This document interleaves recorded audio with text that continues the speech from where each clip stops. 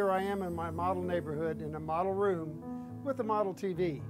Let's see how we put a TV in every room in this neighborhood. I really enjoyed being in the model room, and this is the room actually that I created. So you can see it's pretty small. It's 1 inch, quarter inch to the foot O scale.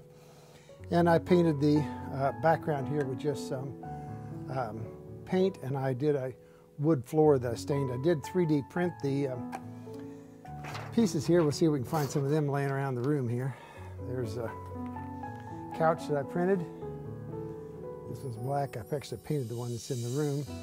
And the one I think in the room here was a console. If I can find it, I did a, show you here, I have single ups. There we go, single ups there. I also have an oversized, this is my goof one. This is the same one that's in the room that you saw here. Oh, here we go.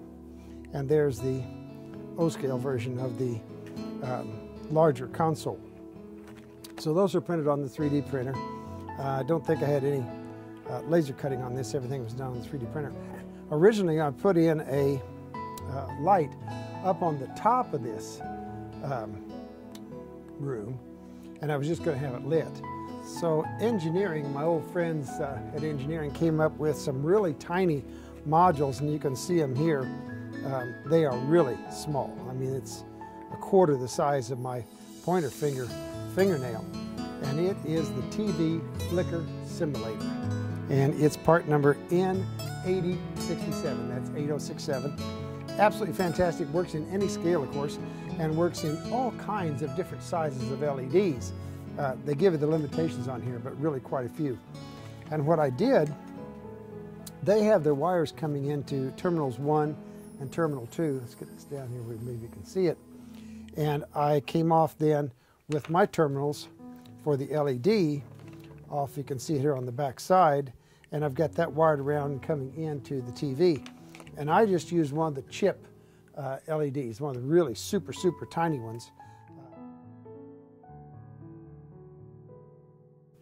Fine, this is a little tiny cube from Litra, I think it is, called the Litra Torch. And this thing is really bright. It's going to blow the camera out over there. But the neat thing is it will light up for this camera to see. I hope maybe back in there, if I get it in the right spot. There we go. There's a little tiny LED hiding back there. You can see the wire for it in the back of that TV. These things are absolutely fantastic, by the way. That was the lowest setting on it. If I punch it again, it gets brighter. If I punch it again, it's brighter yet. And I don't know why you'd need it, but it has a strobe as a fourth symbol or fourth punch. And you can then hold it down punched and it will turn off. It has a 1/4 inch stud mount here on the bottom, so you can put it on a light stand or GoPro arm or anything that has a 1/4 stud. And you can even paint, you know, in the dark room, paint some light if you want to be wild and crazy with your railroad videos. But anyway, I think these are absolutely fantastic for lighting down in very small spaces, as you saw. Invaluable. They will also light on my 3D printer or on my laser printer. So I can light those up and you can actually see the print as it's being done. Anyway, so I used the TV simulator to wire in my LEDs on my TVs. I have all of these wired up. What I did here to make the box is I simply took a room, and I think this one does not have one in it. Yep. This is a house that's ready to have it accepted. A little wider here so you can see. That's the house. It is a, I think this one is, yeah, I'm not sure. I'll look up and see who actually made these. But anyway, if they're O-scale houses, you can do them. Most of you work in HO, so you can get the wooden sinks or anybody's houses. And I've put a little ledge in here to hold this in, but I can actually take my module now very carefully. It's going to take a little bit because I made it fit tight. But I can run that up inside there, and then my room now, my TV, will be flickering. And I'm running it off of a 9-volt battery.